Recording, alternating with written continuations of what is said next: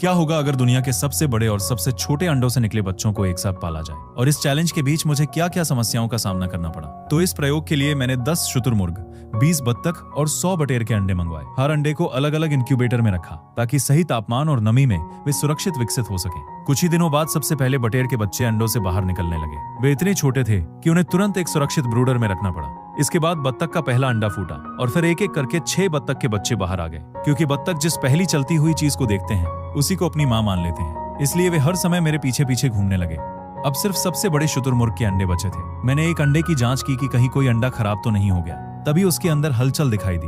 उसके अंदर एक जिंदा शुतुरमुर्ग का बच्चा था जो किसी भी दिन बाहर आ सकते थे। लेकिन एक समस्या थी, मेरा घर शुतुरमुर्ग पालने के लिए बिल्कुल तैयार नहीं था, इसलिए पूरे ऑफिस को एक बड़े नर्सरी रूम में बदल दिया गया। वहीं बत्तख के बच्चों को रखा गया। इसी बीच एक छोटे बटेर के दोनों पैर फैल गए। मैंने उसके पैरों पर छोटा सा बैंडेज लगा दिया और इंतजार करने लगा कि ये तरीका काम करेगा या नहीं। 3 दिन बाद आखिरी बत्तख का बच्चा भी अंडे से बाहर आया। उसका पूरा शरीर लगभग काला था, इसलिए मुझे डर था कि कहीं बाकी बच्चे उसे नुकसान न पहुंचा दें।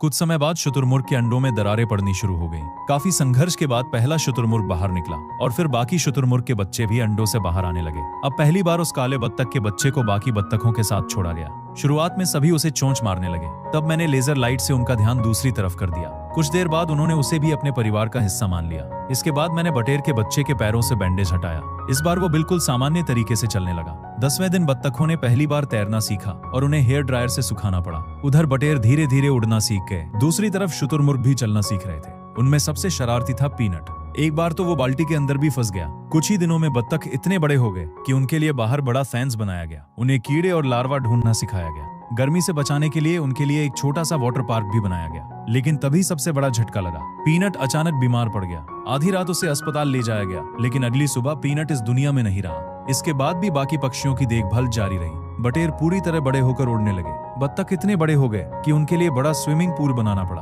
और शुतुरमुर्ग भी तेजी से विशाल होने लगे। आखिरकार समय आ गया कि सभी पक्षियों को नया घर दिया जाए। उन्हें लगभग 20 घंटे दूर अर्बन रेस्क्यू रांच ले जाया गया, जहां बटेरों को खुला वातावरण, बत्तखों को बड़ा तालाब और शुतुरमुर्गों को 3 एकड़ से भी ज्यादा खुली जमीन मिली। अब वे अपनी नई जिंदगी आजादी से जी सकते थे।